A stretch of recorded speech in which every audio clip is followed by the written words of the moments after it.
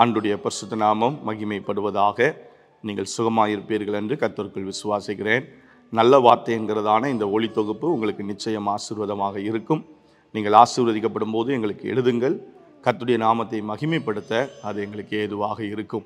இன்றைய நாளிலும் தேவன் நமக்கு தருகிற கர்த்தருடைய வார்த்தை 2 சாமுவேலின் புஸ்தகம் 22வது அதிகாரம் 1வது வசனம் இப்படி சொல்லுகிறது. கர்த்தர் தாவீதை அவனுடைய எல்லா சத்துருக்களின் கைக்கும் சவுலின் கைக்கும் நீங்களாக்கி விடுவித்த போது அவன் கர்த்தருக்கு முன்பாக பாடின பாட்டு. கர்த்தருக்கு ஸ்தோத்திரம் உண்டாவதாக. கர்த்தருக்கு முன்பதாக சங்கீதக்காரனாகிய தாவீது மகிழ்ச்சியோடு, ஆனந்தத்தோடு, சந்தோஷத்தோடு ஒரு நன்றியின் ஒரு நிறைவை காணிக்கையாக்கி அவன் பாடல்களை பாடி கர்த்தரை அவன் துதிக்கிறதை பார்க்கிறோம். அதற்கு என்ன காரணம் என்பதை இந்த வசனம் சொல்லுகிறது. கர்த்தர் அவனை விடுவித்தார். எங்கே விடுவித்தார்? சத்துருக்களின் கையிலிருந்தும் விடுவித்தார், சவுலின் கையிலிருந்தும் விடுவித்தார். கர்த்தருக்கு ஸ்தோத்திரம் உண்டாவதாக.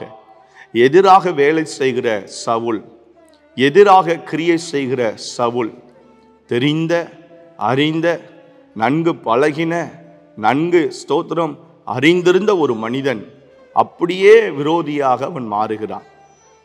அவனுடைய கைகளில் இருந்தும் கர்த்தர் விடுவிக்கிறார். தாவீதுக்கு விரோதமாய் இருந்த எல்லா சத்துருக்கள், எதிரடையாய் இருந்தவர்கள், புறம் பேசினவர்கள், அவர்கள் எல்லாருடைய கைகளில் இருந்தும் கர்த்தர் தாவீதை விடுவிக்கிறார். இதை யார் செய்ய முடியும்? கர்த்தர் ஒருவர் தான் செய்ய முடியும்.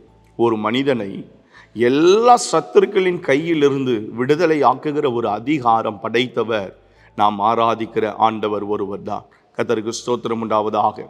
நீங்கள் 18ஆம் சங்கீதத்தை நீங்கள் வாசிப்பீர்களானால் இங்கே அவன் பாடுகிற இந்த பாடலை தான் 18ஆம் சங்கீதத்திலே நம்ம முழுவதும் பார்க்கிறோம். சங்கீதக்காரனுக்கு தாவீது எழுதின அந்த சங்கீதம் என்று முழுவதும் அங்கே போடப்பட்டிருக்கிறதை பார்க்கிறோம். இங்கேயும் பாருங்க, அவன் கர்த்தருக்கு பாடல்களை பாடினான். தேவன் விடுதலை ஆக்கும் பொழுது உங்களுடைய வாழ்க்கையிலும் நீங்கள் எந்தெந்த சூழ்நிலைகளில் யார் யாருடைய கைகளிலெல்லாம் இருந்து நீங்கள் ஒரு விடுதலையை, ஒரு மேன்மையை, ஒரு ஆசீர்வாதத்தை நீங்கள் எதிர்பார்க்கிறீர்களோ, தாவீதுக்கு உதவி செய்த தேவன், தாவீதுக்கு அனுக்கிரகம் பண்ணின கர்த்தர் உங்களுக்கும் உதவி செய்து அனுக்கிரகம் பண்ண அவர் வல்லமையுள்ளவராய் இருக்கிறார். அதனுடைய வெளிப்பாடு பாடல், கீதம். கர்த்தருக்கு ஸ்தோத்திரம் உண்டாவதாக. 119ஆம் சங்கீதம் என்று நினைக்கிறேன். வாசிக்கிறோம். நான் பரதேசியாய் தங்கும் வீட்டிலே உமது பிரமாணங்கள் எனக்கு கீதங்கள் ஆயின என்று வசனம் சொல்லுகிறது.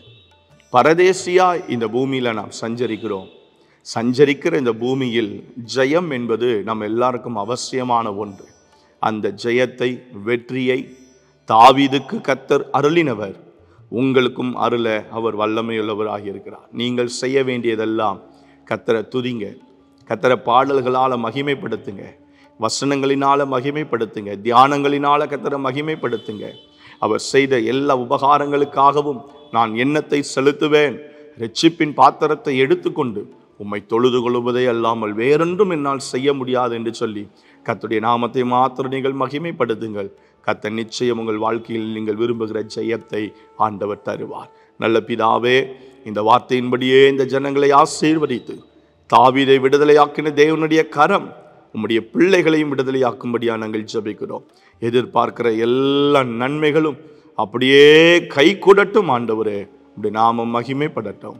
இயேசுவின் அற்புதமான நாமத்தில் பிதாவே, ஆமென்.